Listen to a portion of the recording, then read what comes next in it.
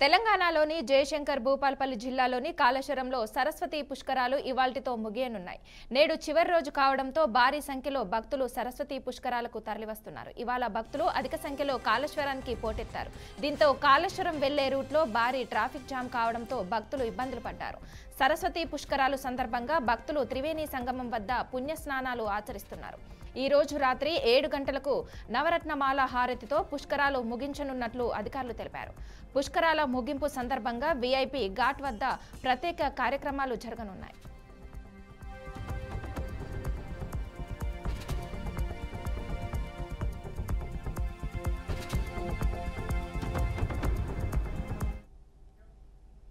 ఇక ఇదే అంశంపై మరింత సమాచారం మా ప్రతినిధి శ్రీనివాస్ అందిస్తారు. శ్రీనివాస్, చెప్పండి. కాళేశ్వరం పుష్కరాలకు సంబంధించి చూసుకున్నట్లయితే ఇప్పటికే వివిధ హోదాల్లో పనిచేస్తున్నటువంటి అనేక మంది ప్రజలు పెద్ద ఎత్తున చేరుకున్నారు. దీనికి సంబంధించి పూర్తి ఏర్పాట్లు కూడా చేయడం జరిగింది. సరస్వతి పుష్కరాలకు సంబంధించి తెలంగాణలో జరుగుతున్నటువంటి విషయానికి ఇప్పటికే తెలంగాణ ప్రజలందరూ పెద్ద ఎత్తున పాల్గొన్నారు. దీనికి సంబంధించి జయశంకర్ భూపాలపల్లి జిల్లాలోని కాళేశ్వరం సరస్వతి పుష్కరాలలో ఇవాళతో ముగియనున్నాయి. నేడు చివరి రోజు కావడంతో పెద్ద సంఖ్యలో భక్తులు కూడా అక్కడికి చేరుకున్నారు. ఇవాళ భక్తులు అధిక సంఖ్యలో కాళేశ్వరానికి పోటెత్తే అవకాశం ఉందని కూడా ముందస్తుగానే పూర్తి స్థాయిలోని సంబంధించినటువంటి ఏర్పాట్లు కూడా చేయడం జరిగింది. కాళేశ్వరానికి వెళ్లే రూట్ లోను భారీ ట్రాఫిక్ జామ్ కూడా కావడంతో భక్తులు ఇబ్బంది పడుతున్నారు. అయితే ప్రధానంగా చూసుకున్నట్లయితే సరస్వతి పుష్కరాల సందర్భంగా భక్తులకు త్రివేణి సంగమం వద్ద పుణ్యస్నానాలు ఆచరిస్తున్నారు. ఈ రోజు రాత్రి 7 గంటలకు నవరత్నాల మాల హారతితో పుష్కరాలను ముగించనున్నట్లు అధికారులు కూడా తెలియజేయడం జరిగింది. అయితే పుష్కరాలకు సంబంధించి తెలంగాణ వ్యాప్తంగానే కాకుండా పలు రాష్ట్రాల నుంచి కూడా వస్తున్నట్లు కూడా తెలుస్తుంది. దీనికి సంబంధించి వీఐపీ ఘాట్ల వద్ద ప్రత్యేక కార్యక్రమాలు జరుగుతాయి. దీనికి సంబంధించి రూట్ మ్యాప్ ను కూడా లేదా ట్రాఫిక్ సంబంధించినటువంటి విషయాలలో కూడా అక్కడ ఎలాంటి అవాంఛనీయ సంఘటనలు కానీ ఎలాంటి ఇబ్బంది కలగకుండా ఇప్పటికే ట్రాఫిక్ సంబంధించినటువంటి వారిని నివారించడానికి అన్ని ఒక రూట్ మ్యాప్స్ తో పాటు ఒక సిగ్నల్స్ తో పాటు అక్కడ అన్ని చేయడం జరిగింది. ఏదైతేనేమి తెలంగాణలో జరుగుతున్నటువంటి సరస్వతి పుష్కరాల్లోని కాళేశ్వరంలో జరిగిన ఈ పుష్కరాలకు సంబంధించి పెద్ద ఎత్తున అంగరంగ వైభవంగా నేటి వరకు ఎలాంటి భక్తులకు ఇబ్బంది కలగకుండా అన్ని ఏర్పాట్లు కూడా చేయడం జరిగింది. ఈ రోజు సాయంత్రం 7 గంటలకు హారతి ఇవ్వడంతో దీనికి సంబంధించిన పుష్కరాలు ముగుస్తున్నట్లు కూడా ఎండోమెంట్ శాఖ తెలియడం జరిగింది. తెలంగాణ ప్రభుత్వం ఎండోమెంట్ శాఖ ఆధ్వర్యంలో జరిగినటువంటి పుష్కరాలకు సంబంధించి పూర్తిగా పలు రాష్ట్రాల ప్రజలందరికీ అందుబాటులో ఉండేటందుకు ఎలాంటి ఇబ్బంది కలగకుండా కూడా రవాణా సౌకర్యం అయితేనేమి అక్కడ ఉన్నటువంటి త్రాగునీరు సంబంధించినటువంటి సమస్యలు కాకుండా మెడికల్ కిట్స్ కూడా అన్ని ఏర్పాటు చేసి ఎలాంటి ఇబ్బంది కలగకుండా అయితే విజయవంతం చేసినట్టు తెలుస్తుంది. ఇది ప్రస్తుతం సరస్వతి పుష్కరాల దగ్గర ఉన్నటువంటి తాజా పరిస్థితి. Okay, thank you Srinivas.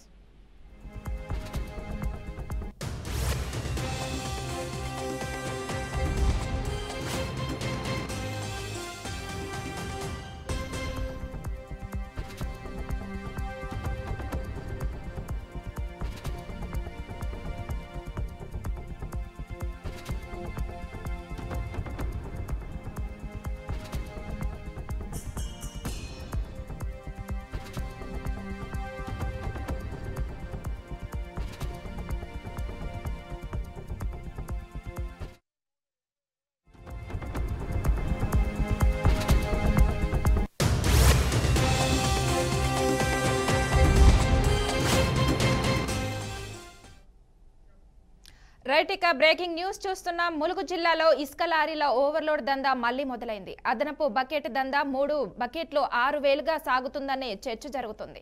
ఇసుక జీరో దందా, అక్రమ రవాణా, బకెట్ దందా, ఇసుక రీచ్ లో జరిగే అక్రమాలపై రాష్ట్ర ప్రభుత్వం సీరియస్ గా ఫోకస్ చేసింది. ఇందులో భాగంగా ఆయా జిల్లాల్లోని అధికారులకు ఇసుక అక్రమాలను అరికట్టే దిశగా కట్టుదిట్టమైన ఆదేశాలు ఇటీవల జారీ చేశారు. మొదట్లో ఈ ఆదేశాలు పకడ్బందీగా అమలు చేయగా క్రమంగా ఆ ఆదేశాలు నీరుగారిపోతున్నాయి. ఇసుక లారీల కోసం ప్రత్యేకంగా ఏర్పాట్లు చేసిన చెక్ పోస్టులో అధికారులు తనిఖీలు మంగళం పారడంతో ఇక అడిగేవారెవరూ లేరని చెప్పుకునే పరిస్థితికి ఇసుక అక్రమ దందా జోరుకుంది.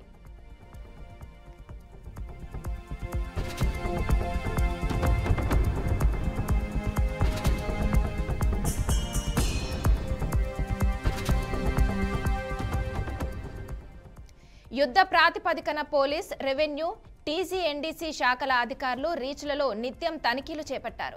వే బ్రిడ్జిల వద్ద ప్రత్యేక చెక్ పోస్టులు ఏర్పాటు చేశారు. ఈ క్రమంలో రోజు 10ల సంఖ్యలో ఓవర్లోడ్ కేసులు నమోదయ్యేవి.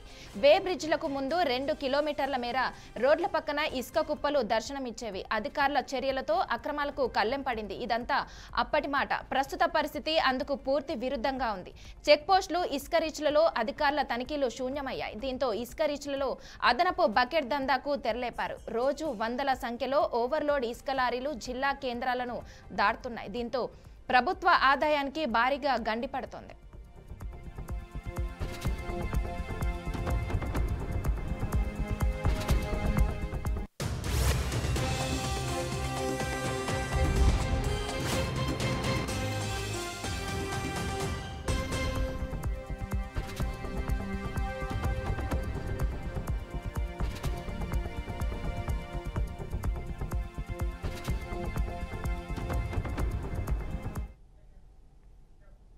గుంటూరులో అమానుష ఘటన చోటు చేసుకుంది. సంగటిగుంట ఇందిరా ప్రియదర్శిని కాలనీ 3వ లైన్ వద్ద అప్పుడే పుట్టిన పసివాడి మృతదేహం కనిపించింది.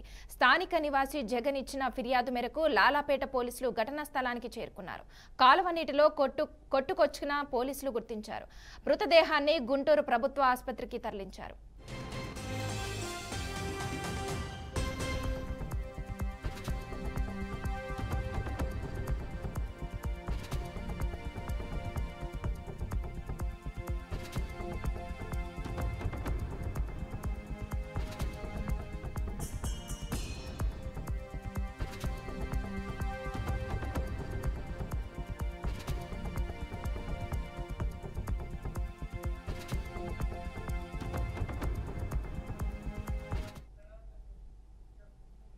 బెంగళూరులో రేవ్ పార్టీపై పోలీసులు దాడి చేశారు. దేవనహల్లి సమీపంలోని కన్నమంగళ గేట్ వద్ద ఓ ఫామ్ హౌస్ లో రేవ్ పార్టీపై ఉత్తర తూర్పు డివిజన్ పోలీసులు దాడి చేశారు. రేవ్ పార్టీలో పాల్గొన్న 31 మందిని, వారిలో 7 మహిళల్ని అదుపులోకి తీసుకున్నారు. రేవ్ పార్టీలో కొకైన్, హసీఫ్, హైడ్రో, గంజాయి వంటి మాదక ద్రవ్యాలు స్వాధీనం చేసుకున్నారు. ఐటీ ఉద్యోగులైన నిందితులపై ఎన్డీపీఎస్ చట్టం కింద కేసు నమోదైంది.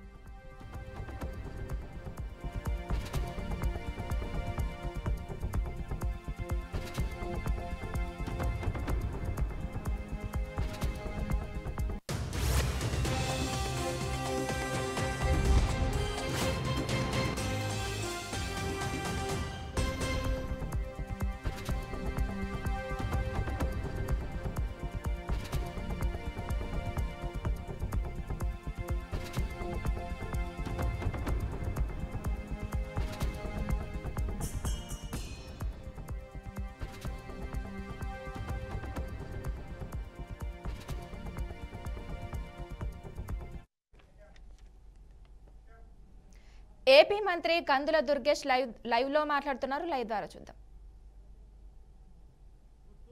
సంపూర్ణంగా సహకరించడానికి ఎల్లవేళ సిద్ధంగా ఉంది. ఇవాళకి కూడా అదే మాట మీద నిలబడుతున్నాం మేము.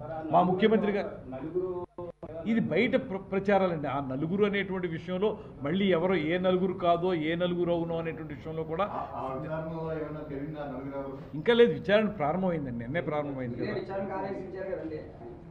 రావాలిగా, రిపోర్ట్ రావాలిగా. మరి రిపోర్ట్ వచ్చిందో మీ అందరికీ మీ ద్వారానే ప్రజలకు తెలియజెప్తాం ఆ రిపోర్ట్ యొక్క నిజానిజాలు. కల్పించే మౌలిక సదుపాయాల గురించి కూడాను ఆరా తీయమని పవన్ కళ్యాణ్ గారు అన్నారు. అసలు ట్యాక్స్లు అంతవరకు కట్టారు, ప్రొడక్ట్ అయింది. వీటన్నిటి మీద కార్యాచరణ రూపొందిస్తున్నారు. ఈ ఎంక్వైరీలు అన్నీ తేలుతాయండి. ఇప్పటికే చాలా వరకు థియేటర్ల దగ్గర కూడా వస్తుంది. అంటే కొన్ని చోట్ల మాట్లాడుతున్నటువంటి మాట ఏంటంటే ఇవి కాదు, స్టాండ్ ఎలోన్ థియేటర్స్ విషయంలో కాదు ఆ మాట. మల్టీప్లెక్స్లోకి వచ్చేటప్పటికి థియేటర్లో టికెట్ ధర ఏమో 200 ఎంతో ఉంటుంది, ఏమో పాపర్ను అలాంటివేమో 300 రూపాయలు. అలాగనే కొన్ని విషయాలు బయటపడుతున్నాయి. దానికి సంబంధించి కూడా తెలుసుకోవాలని చెప్పి. ఎందుకంటే మనం సినిమా టికెట్ని ఒక్కదాన్ని విడిగా చూడడానికి లేదు. ఒక సినిమాకి వెళ్ళినటువంటి ఫ్యామిలీ వాళ్ళకి మొత్తమే ఎంత ఖర్చు అవుతుంది, ఇవన్నీ కూడా దృష్టిలో పెట్టుకోవాలి. కూడా వాటి మీద కూడా విచారణ జరగాలని చెప్పి మేము కోరుతా ఉన్నాం. జరిగిన తర్వాత ఇందులో ఒకటే స్పష్టంగా చెప్తాం, ఎక్కడా కూడా గత ప్రభుత్వంలాగా కక్ష సాధింపు విధానం మా దగ్గర లేదు. మీరు రాకపోయినా, వచ్చి కలవకపోయినా ఇప్పుడు మీకు సహకరిస్తూనే ఉన్నాం. ఆ సహకారం కొనసాగిస్తాం. ఈ విచారణ కూడా దేనికంటే ఇందులో నిజానిజాలు తెలిసిన తర్వాత మేము సినిమా రంగానికి మరింత సహకారం అందించడానికి ఏ రకమైన కార్యక్రమం చేయాలనే దాని మీదే ఈ రకమైన విచారణ అనేటువంటి మాట కూడా స్పష్టం చేస్తాం. ఇప్పుడు జీవో కూడా వచ్చేసింది కదండి, నిన్న జీవో వచ్చేసింది, త్వరలో స్టార్ట్ అయిపోతుంది. తెలుగు యూనివర్సిటీ ఖచ్చితంగా దీంట్లో తెలుగు యూనివర్సిటీ వచ్చే విషయంలో బుచ్చయ్య చౌదరి గారి పాత్రని ఎవ్వరూ తక్కువ చేసి మాట్లాడడానికి వీల్లేదు.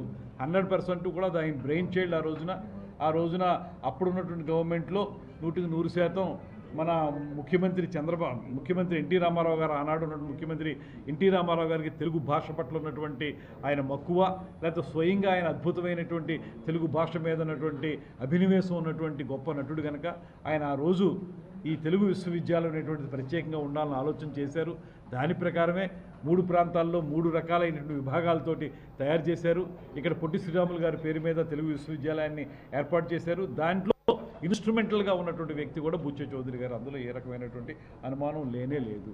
ఇవాళ మళ్ళీ దాన్ని హైదరాబాద్కి పరిమితం అయిపోయినటువంటి దాన్ని మళ్ళీ ఇక్కడ తీసుకొచ్చే విషయంలో బుచ్చయ్య చౌదరి గారి పాత్ర, ఇక్కడ స్థానిక శాసనసభ్యుని యొక్క పాత్ర, అదేవిధంగా మంత్రిగా నేను కూడా పదే క్యాబినెట్ మీటింగుల్లో నేను కోరాను ఏంటంటే తెలుగు విశ్వవిద్యాలయాన్ని పునరుద్ధరించండి. అది ఆన్ రికార్డు ఉంటాయి, ఇవేమి కూడా మనం ఊరికే మాట్లాడదు. నేను ఎంత పర్సెంట్ ఉంది లేకపోతే ఇందులో ఏముందనేటువంటి దాని గురించి మాట్లాడటం లేదు. కాకపోతే ఇక్కడ మనకి ఉన్నటువంటి ట్రెడిషన్ ఏదైతే ఉందో, దట్టు గోదావరి జిల్లాలు అనగానే భాషకి పెట్టింది పేరు కనుక మాకు ఉన్నటువంటి డిమాండ్ ఏదైతే ఉందో రాజమండ్రిలో తెలుగు విశ్వవిద్యాలయాన్ని పునరుద్ధరించండి అనేటువంటి మాటని క్యాబినెట్ మీటింగ్లో ముఖ్యమంత్రి గారితో, అదే డిప్యూటీ సీఎం గారితో, ముఖ్యంగా మానవ వనరుల శాఖ మంత్రి లోకేష్ గారితో కూడా మాట్లాడడం జరిగింది. అంత మాత్రం ఏదో నేను ఒక్కడనే దానివల్ల సాధించేటువంటి మాట చెప్పడానికి సిద్ధంగా లేను. ఎందువల్లంటే ఇది ఎన్టీ రామారావు గారి టైంలోనే అద్భుతంగా రూపొందించబడింది. దీన్ని మళ్ళీ పునరుద్ధరించే విషయంలో మేము కూడా క్యాబినెట్ మీటింగ్లో ఒక మంత్రిగా నేను కూడా నా మాటని చెప్పడం జరిగింది.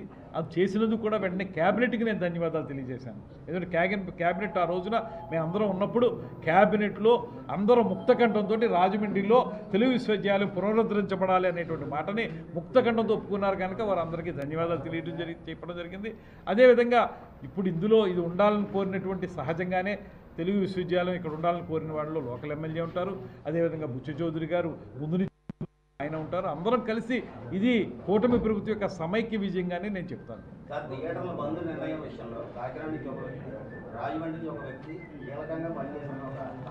అవన్నీ మనకు పూర్తిగా అది మనకు అక్కర్లేదు. దాన్ని మనం ఎవరు ఎక్కడ